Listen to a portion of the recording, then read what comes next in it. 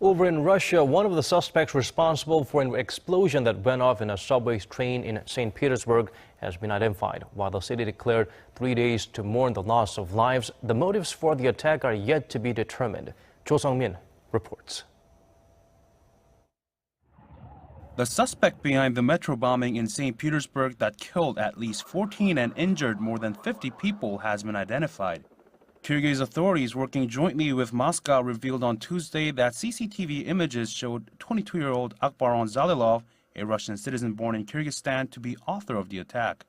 The motives for the attack are yet to be determined, and although nobody has claimed responsibility for the bombing, there is rising speculation that the attack intended to deliver a message, as the suspect was known to be closely linked with radical Islamist groups.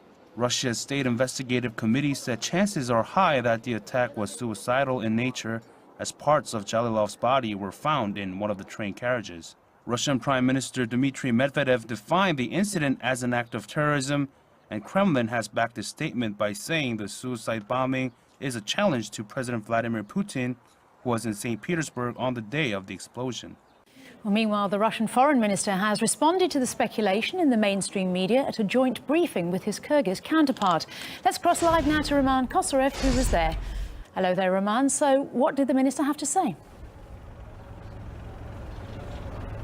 Well, I asked Sergei Lavrov about his thoughts on the fact that various Western media outlets suggested that the terrorist act in St. Petersburg was some sort of an act of revenge for Russia's involvement in Syria. And here is what the foreign minister had to say. It's so cynical and vile from parts of the media to suggest that this terror attack was revenge for Russia's actions in Syria. Unfortunately, it's not only the media making it up. We heard similar ideas from Pentagon representatives under the Obama administration when they said that Russia should wait for new coffins with its soldiers if we help Assad. Syrian President Bashar al-Assad must ultimately go. That from Germany as EU foreign ministers discuss the country's future. The European Union is pushing for a political transition in Syria, where hundreds of thousands of people have been killed in a conflict that's been raging since 2011. The European Union believes that it would be impossible to go back to a situation in Syria that is the one 7 years ago. After 7 years, 6 years and a half of war, it seems completely unrealistic to believe that the future of Syria will be exactly the same as it used to be in the past. Germany's foreign minister says creating a stable environment has to be the priority, but the country's eventual future should be one without Assad. The political process must not be put aside, he says, one which must ultimately lead to Assad no longer being the president of Syria. It means electoral reform, constitutional reform, elections and reconciliation within the country. This in the context that people might say there is now an enemy who is worse, the terrorists, and if necessary we also work together with Assad and his regime and possibly give him areas that have been freed from terrorists. It comes after the US ambassador to the UN said American diplomatic policy is for now no longer focused on making Assad leave power. Brussels is hosting a conference this week dedicated to Syria's future, co-chaired by the EU, Germany, Kuwait, Norway, Qatar and the United Nations. Welcome to CBS This Morning. We begin with breaking news about a suspected chemical weapons attack in Syria. It could be among the deadliest in the civil war. The reported attack took place in a rebel-held section of Idlib province in northwestern Syria. A warning video of the aftermath is disturbing, but it will be important evidence as investigators try to confirm whether chemical weapons were used. Syrian activists say at least 58 people were killed and dozens wounded. They blame the Syrian government or Russian jets. Holly Williams is in Istanbul, Turkey. Holly, good morning. Good morning. We are still working to independently confirm whether this was a chemical attack. But the videos emerging from Syria today certainly suggest that some kind of chemical agent was used against civilians, including children. We are not airing some of the most disturbing videos. But this one, apparently from the immediate aftermath, appears to show those who were injured and killed without any visible wounds. Those still alive appear to be having respiratory problems in a clinic where doctors treat multiple patients. In one video, a doctor shows that his patient's pupils are not responding to light. All of that, according to a chemical weapons expert and CBS contributor, is consistent with exposure to a nerve agent. Now, Idlib province is a stronghold for Syrian rebels, and it's been pounded by Syrian regime and Russian airstrikes. But at this point, we cannot confirm who carried out this attack. Meantime, the US Defense Department has announced it will no longer disclose any information on its troop deployment to Iraq or Syria in order to surprise Islamic State. Murad Gazdiev reports from Mosul.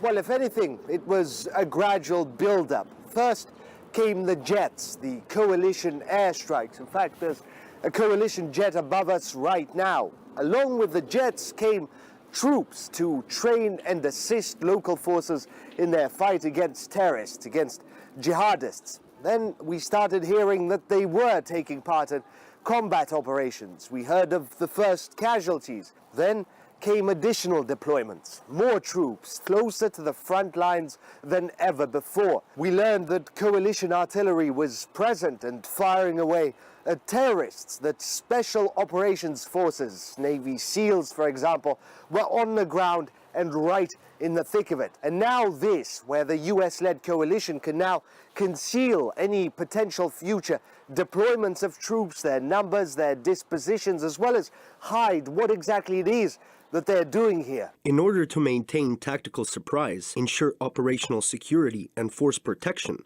the coalition will not routinely announce or confirm information about the capabilities, force numbers, locations, or movement of forces in or out of Iraq and Syria. It should also be noted that it is extremely difficult to get anywhere near US-led coalition troops here in Iraq as well as in Syria. Local forces have orders to keep journalists, prying eyes away from those soldiers, and the soldiers themselves have orders to keep their mouths shut.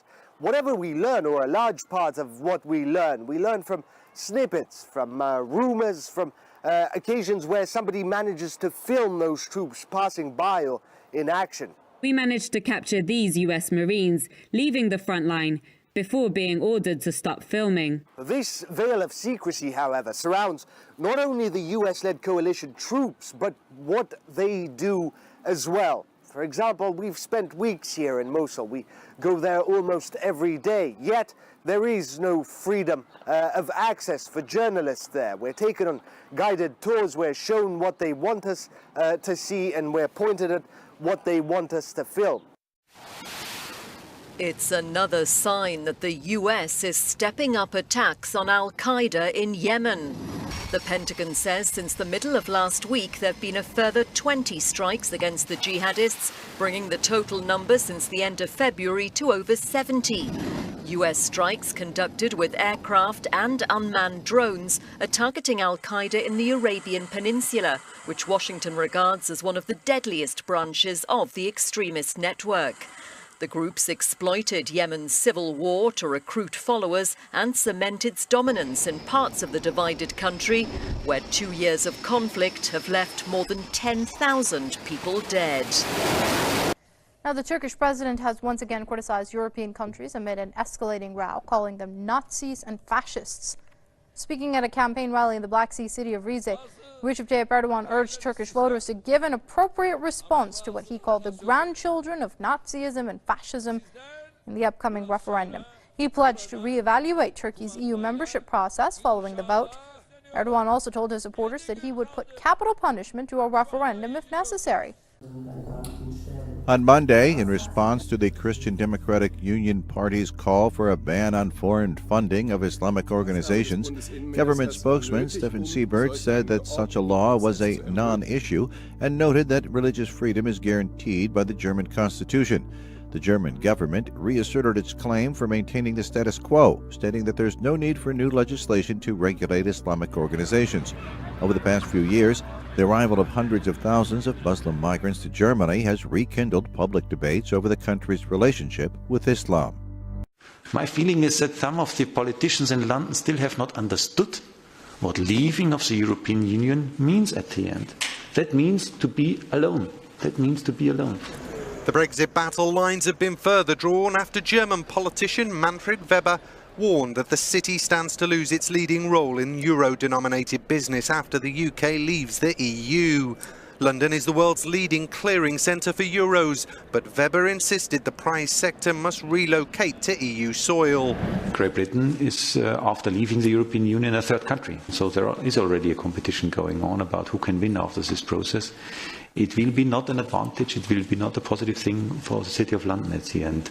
I regret this, I have to say this again, I regret this very much, that we have all these things on the table, but it's due to the outcome of the British voters.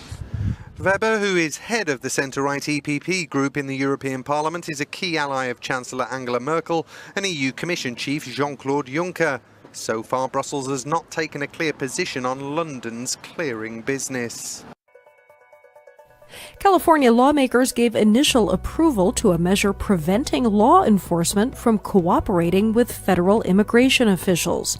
Proponents said the rules rebuke President Donald Trump for his immigration crackdown. It makes California a statewide sanctuary for many people who are in the country illegally. The state Senate passed the measure on a 27-12 vote, which sends it to the state assembly. Opponents said the new bill, SB 54, endangers the public by shielding felons from being deported.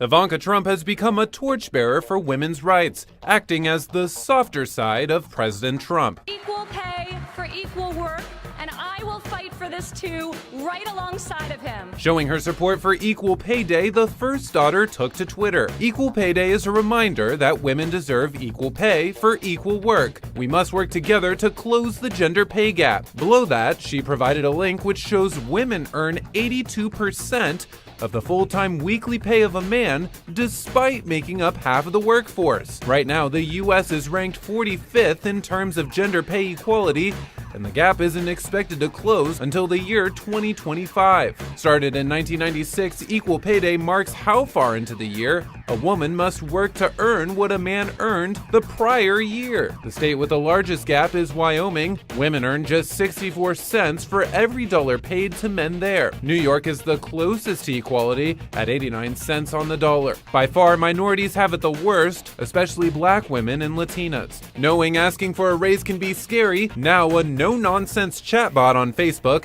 aims to give women the confidence to ask for that raise. As her father's advisor in the White House, Ivanka doesn't take a salary. Then again, newly released documents show her and her husband, Jared Kushner, are worth upwards of $700 million. This small group in Pretoria is calling for an end to greed and corruption in government. These demonstrators say President Jacob Zuma is responsible. Protests began last week. They say it's just the beginning. Small clique of people supported by a faction in the ANC and supported by the president have taken over strategic institutions, including our treasury. They have not taken over those institutions to promote the well-being of the country or to promote the well-being of the poor. They've taken them over to promote the well-being of a corrupt elite. And now the country's credit rating has been downgraded, making it harder for the country to borrow. Ratings agency Standard & Poor's says South Africa is politically risky. That's after President Zuma reshuffled the cabinet last week, firing several ministers, including the much-respected Finance Minister Pravin Gordhan. South Africa's currency fell by more than 11%. Then the downgrade pushed it down a further 2 points against the dollar. I'm here to show the outrage and to vent out what is going on in South Africa. It's very bad for our nation, so I'm here to support it. Not for me, but for the future of the country and our children. The ruling party's top leadership has been holding meetings with President Zuma, pressing him further on why he fired his ministers. Opposition parties want Parliament to hold a vote of no confidence against Zuma. They're also planning protests, but they may not be as effective as hoped. We're at a moment now in South Africa where there are such deep divisions within our society that have consistently and persistently not been addressed. That it's going to be really difficult to persuade specifically young, black, poor people to come out on the streets in mass mobilization. But the pressure's now on the ANC and President Zuma to calm the markets and reassure South Africans that the economy is in safe hands.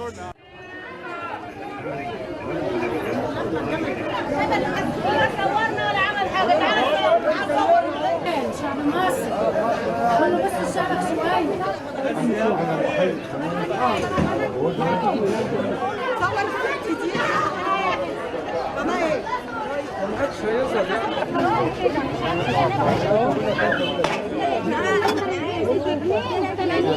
بياكلوا يوم لا. الناس كلها ايوه والبلد كلها تعبانه. يا ريت هم ياكلونا، مش عاوزين عرق ولا عاوزين اجره ولا عاوزين نشتغل، ياكلونا بس. هناكل عيش حاف بكام؟ ب6 جنيه.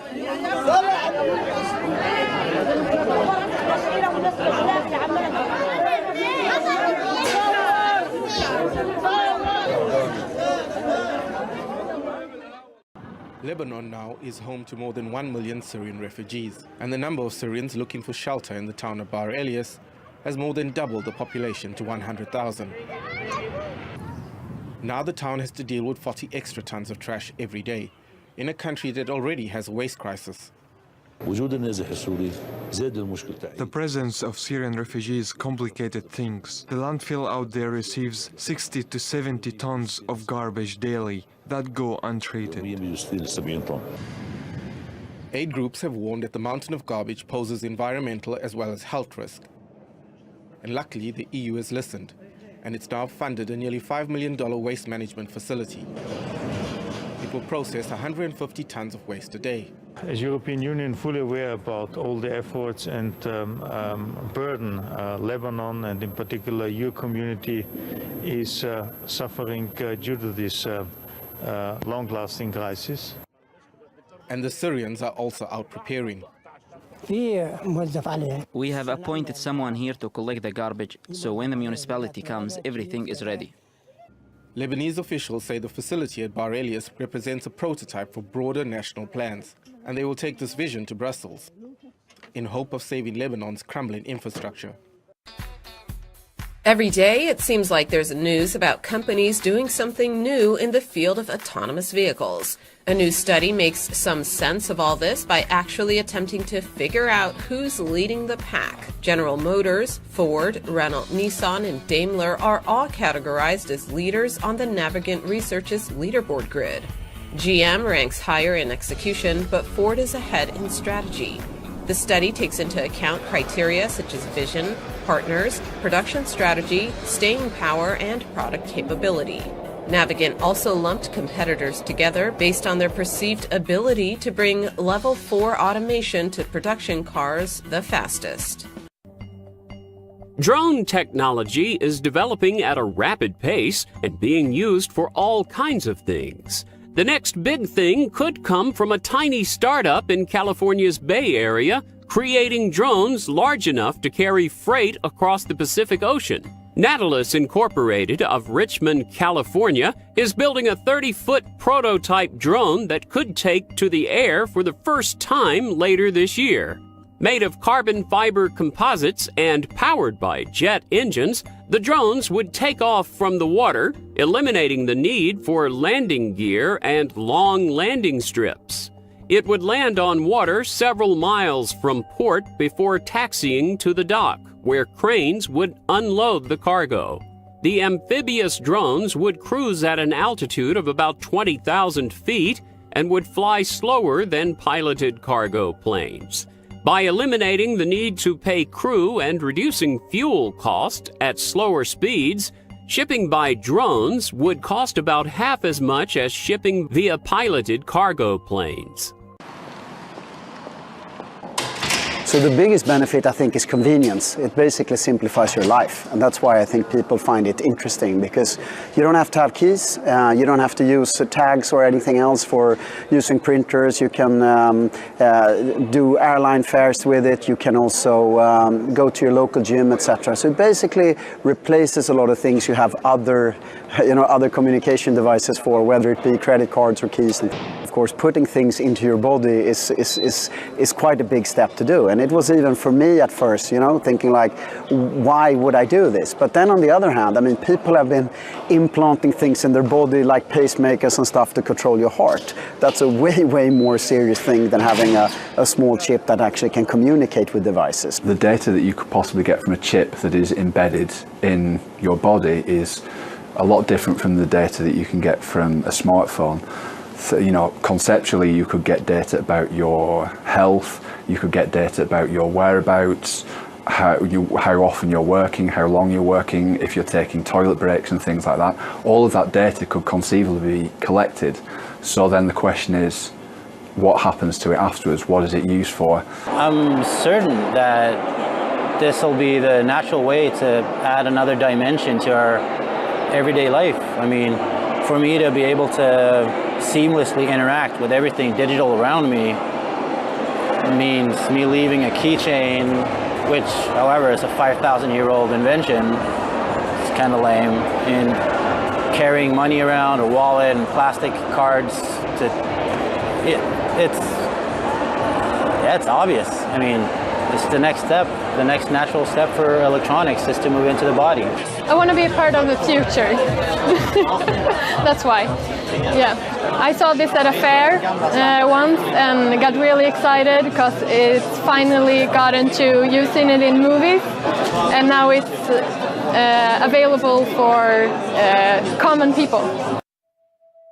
It's hard to find love. It's even harder to find love that lasts. As the South China Morning Post reports, 31-year-old Zhang Zhazha held a ceremony on Friday in which he promised to love his robot in sickness and in health.